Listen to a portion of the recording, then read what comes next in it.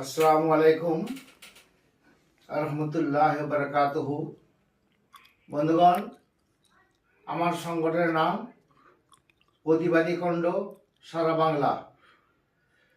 বিষয়টা উদ্দেশ্য আমার নিজেকে শোধরানো, নিজের অভিজ্ঞতা থেকে নিজে জেনে আর সকলকে শোধরানো। কারণ জান্নাত বলছে নিজে একা গেলে যাওয়া যাবে না। কোরআন পাকে বলেছেন আল দাইয়ুসু লা ইয়াদখুলুল জান্নাত। জান্নাতুল ফেরদৌস 7টা দোজখ, 8টা বেহেশত। সব থেকে বড় বেহেশতের নাম হচ্ছে জান্নাতুল ফেরদাউস। জান্নাতুল ফেরদাউসের গেটের মধ্যে লেখা আছে আল দাইয়ুসু লা ইয়াদখুলুল জান্নাত।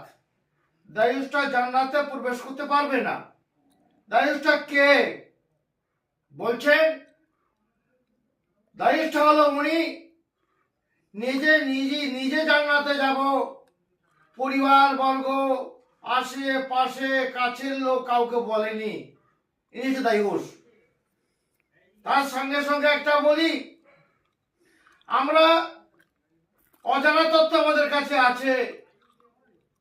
বড় পিনার হলেই মুফতি সাহেব হয়, কিন্তু না, মমতাজুল ফোকা পড়তে হয়। চটি পড়লে হয় না, খাঁটি পড়তে হয়।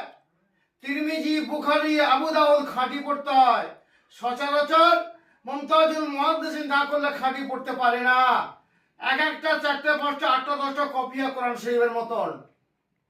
সচরাচর বাংলা ট্রান্সলেশন গুলো তারা বলেন, যেমন বলা হয়েছে কালা গরু কুরবানি মে জায়েজ नहीं है, मुफ्ती साहब ने बताया।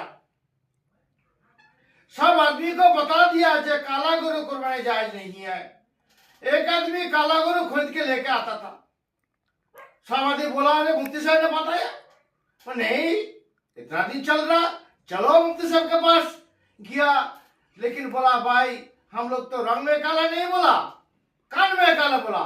इसीलिए बोल रहा है भाई, शरीयत का विधान है, जितना মাদ্রাসা যত মাদ্রাসা ছাত্র আছে এরা কেন বলতে পারে?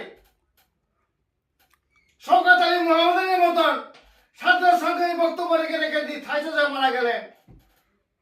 এনে চাল তোলাতে শুরু করেন, চাঁদা তোলাতে শুরু করেন। এখন পার্সেল আওয়াজ, পার্সেল গ্যাস, পার্সেল পানি, আওয়াজে লোক হচ্ছে না। আওয়াজ শোনার নসিহত করতাম আইম, কতজন নসিহত হচ্ছে দেখতে হবে, আমল কতজন করছে। বক্তা নিজেই আমল করেন না, তিনি ধর্ম